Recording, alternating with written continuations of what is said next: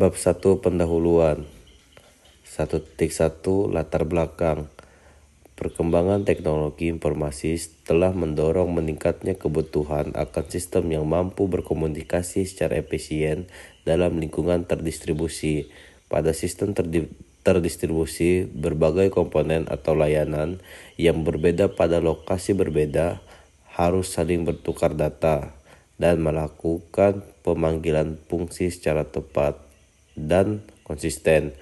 Untuk mendukung kebutuhan tersebut, Application Programming Interface (API) menjadi komponen penting karena berfungsi sebagai jembatan yang menghubungkan berbagai aplikasi atau layanan. Berbagai jenis API berkembang untuk memenuhi kebutuhan komunikasi antar sistem, seperti RESTful API, SOAP, GraphQL, dan Remote Production Call atau RPC. Salah satu bentuk RPC yang banyak digunakan saat ini adalah JSON RPC, yaitu protokol pemanggilan prosedur jarak jauh yang menggunakan format data JSON, JavaScript Object Notation. JSON RPC melakukan komunikasi yang lebih ringan, sederhana, dan cepat dibandingkan protokol API lainnya.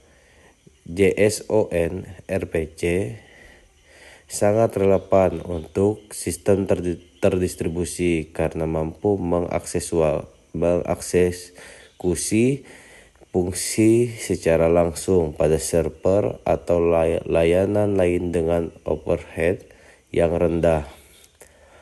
Protokol ini juga cocok digunakan pada microservice, sistem blockchain, dan aplikasi yang membentuk performa yang tinggi. Oleh karena itu, pemahaman mengenai konsep dan implementasi JSON RPC sangat penting untuk pengembangan sistem yang modern, efisien, dan scalable. Bagian 1.2 Rumusan masalah. Berdasarkan latar belakang di atas, rumusan masalah dalam penelitian ini adalah: Pertama, apa yang dimaksud dengan JSON RPC atau Remote Production Call (API). Yang kedua, bagaimana cara kerja JSON RPC dalam proses komunikasi pada sistem terdistribusi. Yang ketiga, apa saja kelebihan dan kekurangan JSON RPC dibandingkan API lainnya. Yang keempat, bagaimana contoh penerapan JSON RPC pada sistem nyata. Bagian 1.3 Tujuan penelitian. Tujuan penelitian ini adalah: yang pertama, menjelaskan konsep dasar dan karakteristik JSON RPC atau API. Yang kedua, mendeskripsikan mekanisme kerja JSON RPC dalam sistem terdistribusi.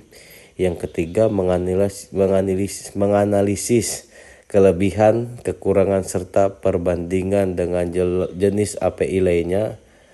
Yang keempat, menyajikan contoh penerapan JSON RPC dalam skenario nyata untuk memperjelas penggunanya. Bagian 1.4 Manfaat penelitian. Penelitian ini diharapkan memberikan manfaat sebagai berikut. Yang pertama, mahasiswa menambah wawasan mengenai konsep API, khususnya JSON RPC sebagai protokol komunikasi pada sistem terdistribusi. Yang kedua, bagian pengembang sistem memberikan referensi tentang pengguna JSON RPC untuk membangun layanan yang ringan dan efisien. Yang ketiga, bagi peneliti atau akademisi menjadi bahan kajian dalam pengembangan protokol API dan sistem terdistribusi. Yang keempat, bagi dunia industri menawarkan alternatif implementasi API yang cepat dan sederhana untuk kebutuhan internal, layanan atau microservice. Baik, di sini saya akan menjelaskan laporan tugas akhir sistem terdistribusi pemahaman tentang API JSON RFC. Di sini saya akan menjelaskan bab 2 yaitu tentang pengertian API. API kepanjangan dari Application Programming Interface adalah sekumpulan aturan, protokol, dan definisi yang memungkinkan suatu aplikasi berkomunikasi atau berinteraksi dengan aplikasi lain. Dalam sistem terdistribusi, API menjadi perantara utama yang menjembatani komunikasi antara layanan-layanan yang berjalan secara terpisah. API memastikan pertukaran data dapat dilakukan dengan standar format tertentu sehingga sistem dapat saling memahami meskipun dibangun dengan bahasa pemrograman atau platform yang berbeda. API berperan penting dalam meningkatkan interoperabilitas, skalabilitas, dan fleksibilitas sistem. Dengan adanya API, interaksi antar modul atau antar sistem dapat dilakukan dengan lebih mudah, terstruktur, dan aman. Konsep RFC. RFC adalah mekanisme komunikasi di mana suatu program dapat memanggil prosedur atau fungsi pada komputer atau layanan lain melalui jaringan, tanpa harus memahami detail proses komunikasi jaringan tersebut. Karakteristik RFC yang pertama adalah transparansi. Kalian tidak perlu tahu bahwa fungsi dijalankan di lokasi berbeda. Yang kedua adalah model client-server. Klien memanggil prosedur, server mengeksekusi dan mengirim hasil. Yang ketiga adalah ringan dan cepat, cocok untuk pertukaran data kecil dan frekuensi. Alur kerja RFC. Yang pertama adalah klien memanggil function metode tertentu. Request dikemas dalam format tertentu, contoh JSON. Yang ketiga adalah server menerima dan mengeksekusi. Yang keempat, hasil dikembalikan dan format response. Habis itu JSON RFC. JSON adalah format pertukaran data ringan yang mudah dibaca manusia dan mudah diproses mesin. JSON digunakan secara luas dalam API modern karena sintaks yang sederhana, mendukung tipe data sederhana atau string, number, array, dan object. Didukung hampir semua bahasa pemrograman. JSON digunakan sebagai format utama pada protokol JSON atau RFC. JSON RFC adalah protokol komunikasi berbasis JSON yang digunakan untuk melakukan pemanggilan prosedur jarak jauh remote product call. JSON RFC bersifat sederhana, ringan, dan tidak tergantung pada transport protokol tertentu. Dapat digunakan bersama HTTP, WebSocket, atau TCP. Karakteristik JSON RFC. Yang pertama, menggunakan format JSON untuk request atau response. Tidak melakukan definisi service yang kompleks, mendukung notification request tanpa response. Habis itu mendukung batch request, mengirim banyak request sekaligus. Fungsi utama JSON RFC memanggil fungsi di server secara langsung, mengirim data parameter melalui JSON, mengembalikan hasil dalam bentuk JSON. Peran JSON atau RFC dalam sistem terdistribusi yang pertama adalah mengoptimalkan komunikasi antar microservice, mempercepat eksekusi fungsi dengan overhead kecil, menyederhanakan pertukaran dan antar platform. Sekian dan terima kasih. Halo, perkenalkan nama saya Andika Krisdosen dengan NIM C2355201001. Di sini saya menjelaskan tentang mekanisme kerja JSON RPC. Cara kerja JSON RPC adalah Dengan cara pertama-tama saya jelaskan desain RPC adalah protokol pemanggilan prosedur jarak jauh remote procedural call yang menggunakan format JSON sebagai media pertukaran data. Dalam JSON RPC, komunikasi terjadi antara klien dan server, di mana klien mengirim permintaan request berisi nama, metode, dan parameter, kemudian server menjalankan metode tersebut dan mengembalikan hasilnya dalam bentuk respon. Alur kerja, klien mengirim request JSON berisi JSON RPC, metode, params, ID. Server memproses metode sesuai nama yang dikirim. Server memberikan respon berisi result jika berhasil dikirim, berkirim, error jika gagal. Bagaimana cara mengirimnya? Di sini ada saya menggunakan dash, Nicore, egg, min, egg, post. Di sini saya menggunakan post. Terus lanjut ke linknya,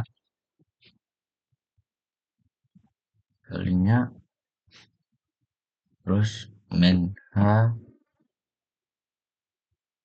dalam kutip content type application /json. Jadi di sini kita mengetik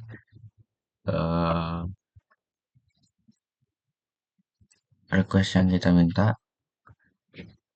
desainer PC 2, metode login, param, email andi, password 12356, ID-nya 2. Jadi langsung terkirim desainer PC message login success dengan token 5, user ID 1, name Andika, email Andika, email verified 0, created by 12, kode pembuatan akun dengan ID 2 sesuai dengan yang kita minta.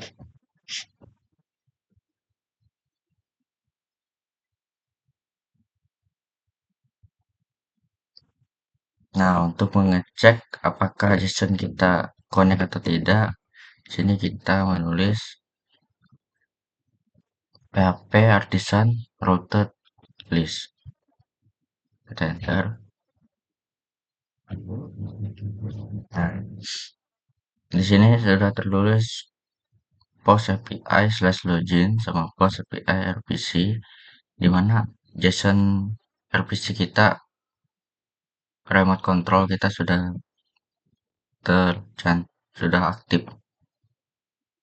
Kemudian saya membahas tentang implementasi JSON RPC. Nah, pada implementasi ini seluruh request JSON dikirim melalui satu endpoint post API RPC sesuai dengan API. Ini post, ini link API kita,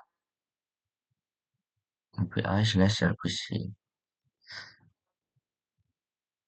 Server kemudian memetakan nilai metode ke fungsi yang sesuai di sesi PN. Contoh implementasi metode, klien memanggil metode login, server memproses email dan password, server mengambilkan notifikasi dalam format JSON RPC.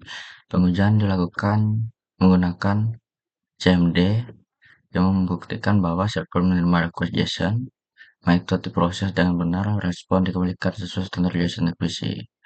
Arsitektur komunikasi JSON RPC. JSON RPC mengikuti pola komunikasi klien server dengan alur sebagai berikut. Klien mengirim request dalam format JSON yang berisi metode dan parameter seperti tadi. Server menerima request, berproses, kemudian akan fungsi terkait. Server memberikan respon berupa hasil eksekusi atau pesan error. Klien menerima respon, menampilkan hasil pengguna, dan meneruskan proses lain. Secara umum, arsitektur ini dapat digunakan melalui transport protokol seperti HTTP atau HTTPS, WebSocket, TCP, Local Communication, JSON RPC tidak bergantung pada protokol tertentu sehingga fleksibel untuk berbagai skenario distribusi sistem. Contoh penerapan JSON RPC dalam skenario nyata. Pertama, penerapan JSON RPC pada sistem akademik. Dalam lingkungan sekolah atau perguruan tinggi di sistem akademik, umumnya JSON RPC diterapkan pada sistem login mahasiswa, sistem KRS, sistem pelayan, sistem keuangan.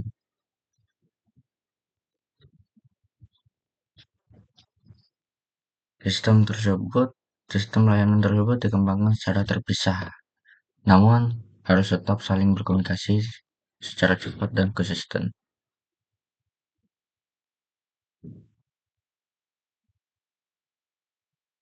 Penggunaan JSON RPC pada sistem akademik memberikan keuntungan berupa proses komunikasi yang lebih sederhana dan cepat, karena klien hanya perlu memanggil metode tertentu tanpa harus memahami struktur resource seperti pada API.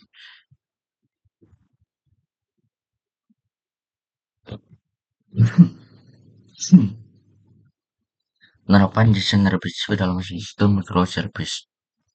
Pada arsitektur microservice, setiap layanan berjalan secara independen dan memiliki tanggung jawab tertentu, seperti layanan autentikasi layanan pengguna, layanan data pengguna, dan layanan transaksi komunikasi antar microservice harus dilakukan dengan efisien untuk menjaga performa sistem secara keseluruhan.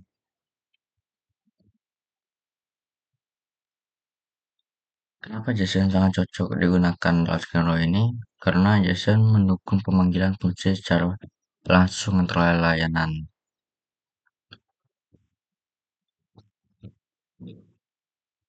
Misalnya layanan pembayaran dapat memanggil metode cek user status pada layanan authentication menggunakan JSON RPC sebelum proses transaksi, request, dan respon dikirim dalam format JSON yang ringan sehingga mengurangi overhead komunikasi.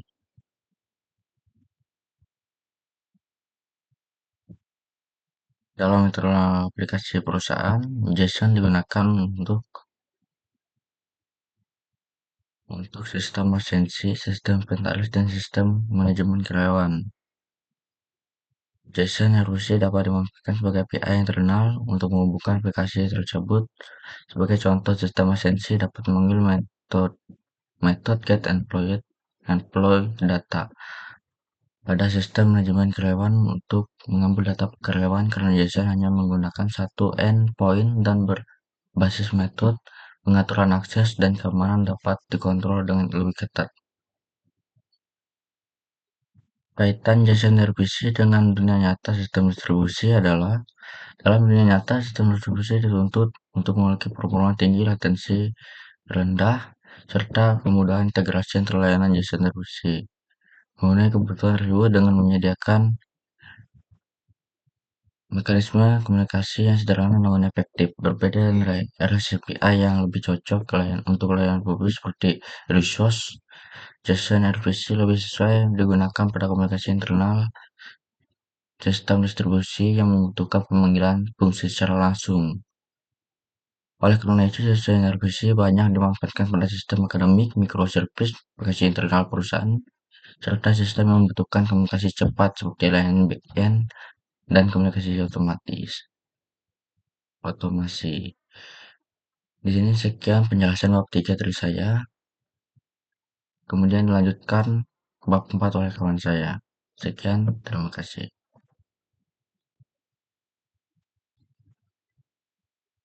12.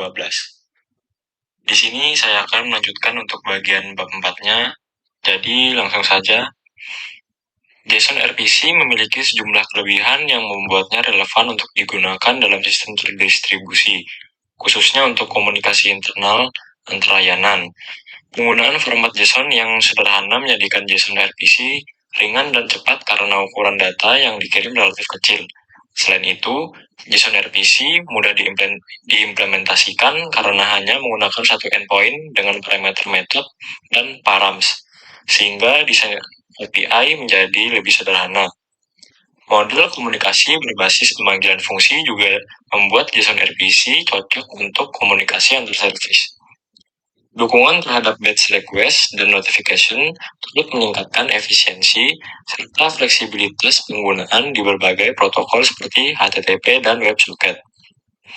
Di sisi lain, JSON RPC juga memiliki beberapa kelemahan. Protokol ini kurang cocok digunakan sebagai API publik karena struktur pemanggilan berbasis metode kurang intuitif bagi pengembang eksternal. JSON RPC juga tidak memiliki standar dokumentasi yang kuat seperti REST API dengan Open API atau Swagger. Selain itu, penggunaan HTTP yang umumnya hanya mengandalkan metode POST, membuat pemanfaatan fitur HTTP seperti caching menjadi kurang optimal. Penggunaan satu endpoint juga dapat menyulitkan proses debugging, terutama pada sistem berskala besar dengan banyak metode. Jika dibandingkan dengan REST API, JSON RPC lebih unggul dalam hal kesederhanaan, kecepatan, dan overhead yang lebih ringan, sehingga cocok untuk komunikasi internal dan microservice. Sementara itu, REST API lebih sesuai untuk API public karena berbasis resource, memiliki banyak endpoint, mendukung berbagai HTTP method, serta dokumentasi dan tooling yang lebih matang. Jadi kesimpulannya, berdasarkan analisis tersebut, JSON RPC direkomendasikan untuk digunakan pada arsitektur microservice, komunikasi internal sistem, serta aplikasi yang membutuhkan performa tinggi dan latensi rendah. Namun, JSON RPC tidak disarankan untuk public API skala besar. Untuk kebutuhan tersebut, REST API atau GraphQL lebih direkomendasikan karena lebih mudah dipahami dan didukung standar dokumentasi yang kuat.